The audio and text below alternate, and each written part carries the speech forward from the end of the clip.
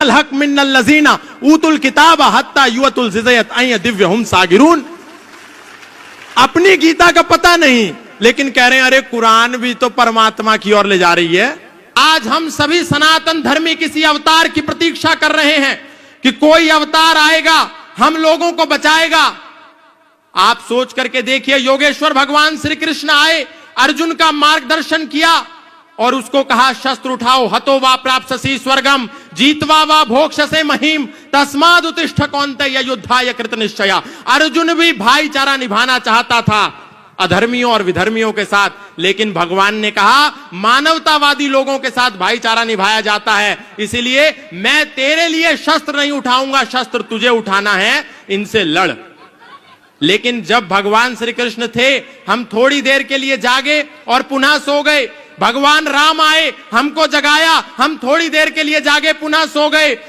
चैतन्य महाप्रभु आए, हमको जगाया, थोड़ी देर के लिए जागे, पुनः सो गए। दत्तात्रेय भगवान आए, हम थोड़ी देर के लिए जागे, पुनः सो गए। शंकराचार्य आए, हमको जगाया, हम थोड़ी देर के लिए जागे, हम पुनः सो गए। महर्षि दयानंद आए, हमको जगाया, हम थोड़ी देर के लिए जागे, पुनः सो गए। लेकिन आज पूज्य श्रद्धेय स्वामी बागेश्वर बाबा जी, आचार्य धीरेन्द्र कृष्ण शास्त्री जी, हम सभी सनातन धर्मियों को जगाने के लिए आए हैं।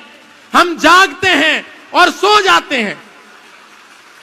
महाराज श्री का एक ही संकल्प है कि सनातनी सनातनी भाई भाई, जातिवाद की खत्म लड़ाई। हम लोगों के बीच में ये जो छुआछूत नाम का विष आ गया है, ये जो ऊंच नीच का जहर आ गया है, ये जो तिरस्कार का भाव आ गया है, एक दूसरे को जब दूर हटाने का भाव है, इसको समाप्त करके हम सब सनातनी एक हो जाएं, एक हो जाएं।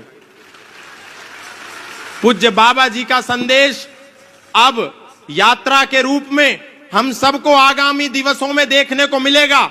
महाराज श्री का एक ही संकल्प है, एक ही संदेश है कि हम सबको गले से लगाना है। यदि सनातन को बचाना चाहते हैं तो बाबा जी के कार्य के अनुसार, कृतार्थ कर्म के अनुसार 3 बिंदुओं पर हम सभी सनातन धर्मियों को काम करना है। गले लगाना है अपने भाइयों को, बिछड़े और पिछड़े भाइयों को गले लगाइए, नंबर 1।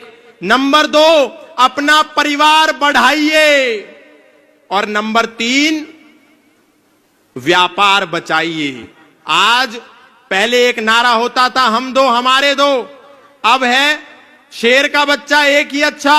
और आजकल हमारे सनातनियों के दिमाग में दिवाला घुस गया और कह रहे हैं बच्चा ना बच्ची और नींद आए अच्छी, और वो कह रहे हैं हम 5 हमारे 75, सबके हाथ में ईंट और पत्थर। तो ये भावना जो है गुरुदेव की कि टूट टूट जातियों में बंटते रहे हम, कारण यही था कई सदी कटते रहे हम। बोलूंगा आज सत्य महारथी की तरह, दिनकर ने लिखी उसी रश्मि रथी की तरह। बातें कहूंगा सच्ची, कोई शोक मान ले, चाहे बुराई आज तीनों लोक मान ले। जन्मा हूं इस धरा पे इसी मर्म के लिए, मरना पड़े तो मरूं वेद धर्म के लिए। अरे भूमि थी आर्यावर्त की, विधान नहीं था। अफगान पाक बंगला ईरान नहीं था। गद्दार कोई है तो वो गद्दार हम ही हैं। ये हश्र जो हुआ है जिम्मेदार हम ही हैं। पहले तो टूट टूट रियासत में कट गए, अब दौर यह आया तो सियासत में बट गए। अरे बने मियां मिट्ठू और महान हो गए, छोटा सा पद मिला तो हम सुल्तान हो गए। स्वयं राम कृष्ण की जागीर हो गए, कभी जाट बनिया अहीर हो गए। ठाकुर बने बने हम ही कुम्हार बने हैं, कुर्मी कछार और हम लुहार बने हैं।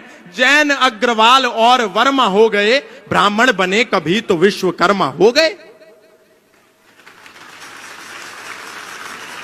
गर्व से गुजर हुए अनुरागी हुए हैं, वाल्मीकि दलित और त्यागी हुए हैं।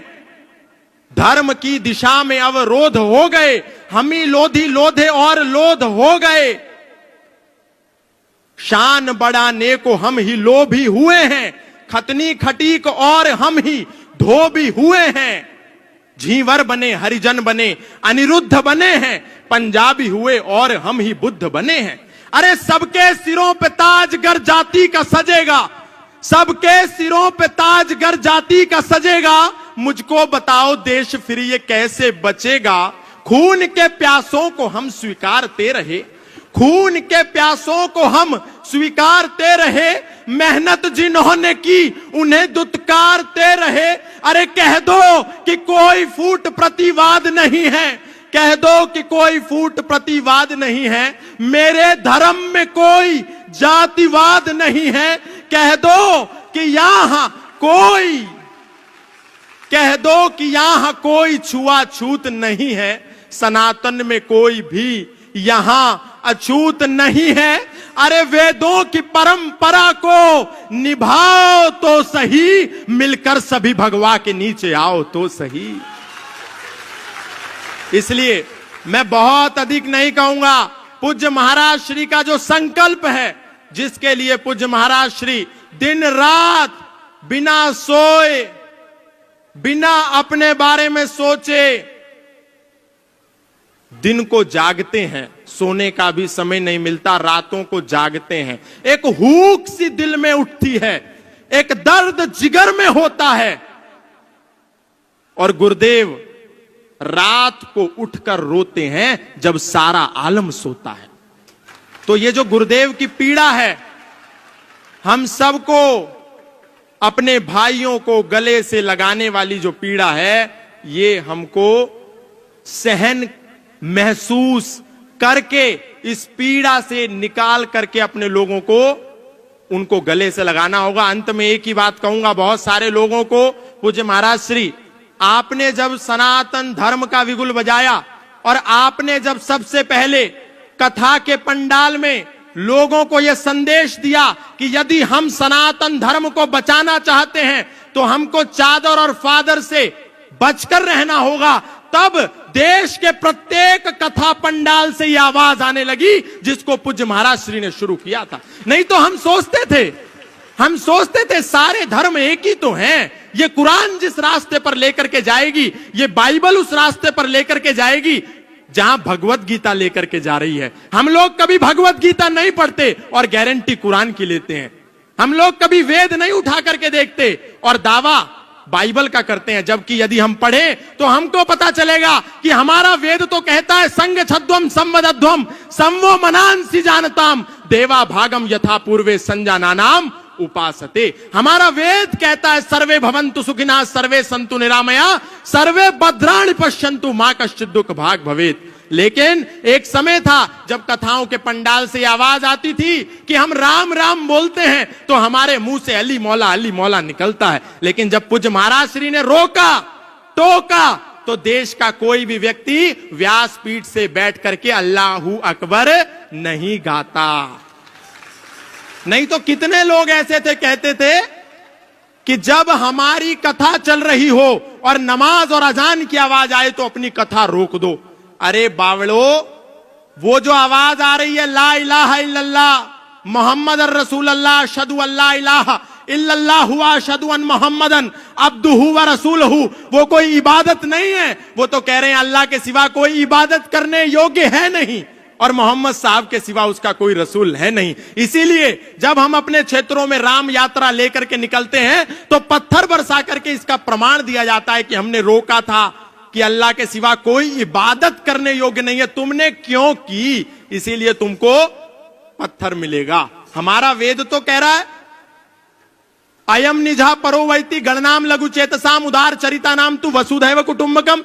लेकिन उनकी कुरान क्या कह रही है, कातिलुल लजीना ला युमिनूना बिल्लाहि वला बिल यौमिल आखिर वला युहर्रिमूना मा हर्रमल्लाहु व रसूलहु वला यदीनूना दीनल हक मिनल लजीना ऊतुल किताब हत्ता युअतुल जिज़यत अय दिव्यहुम सागिरून। अपनी गीता का पता नहीं, लेकिन कह रहे हैं अरे कुरान भी तो परमात्मा की ओर ले जा रही है। अरे वो तो आपको मानवता का शत्रु बना रही है। और अभी फादर का जो खेल चल रहा है, हालेलुया, बस एक करा और किसी को भी लिटा दिया। ये सब झूठ ढोंग आडंबर पाखंड, सनातनियों को कहीं जाने की जरूरत नहीं है। आप बालाजी की शरण में आओ, राम जी के शरण में आओ, कृष्ण की शरण में आओ, और आप जिसको पिता परमेश्वर कह करके ईसा मसीह को मुक्तिदाता मान करके बैठ गए हो, वो कोई मुक्तिदाता नहीं है। बाइबल का मैथ्यू 10 स्टेटमेंट नंबर 34, 35, 36 जाकर के पढ़ लेना।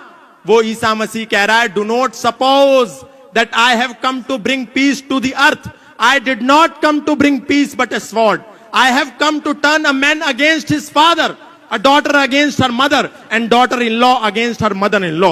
Man's enemy will be the member of his own household. ये मत समझो कि मैं इस धरती पर शांति का पैगाम लेकर के आया हूं, मैं तो इस धरती पर तलवार का आह्वान लेकर के आया हूं, ताकि एक ही घर में एक बेटा अपने पिता का शत्रु हो जाए, एक बेटी अपनी मां की शत्रु हो जाए, एक पुत्र वधू अपनी सास की शत्रु हो जाए, और हम उसको मुक्तिदाता कह रहे हैं। अगर मुक्तिदाता कोई है तो वो मर्यादा पुरुषोत्तम श्री राम है, योगेश्वर श्री कृष्ण है, बजरंगबली हनुमान है।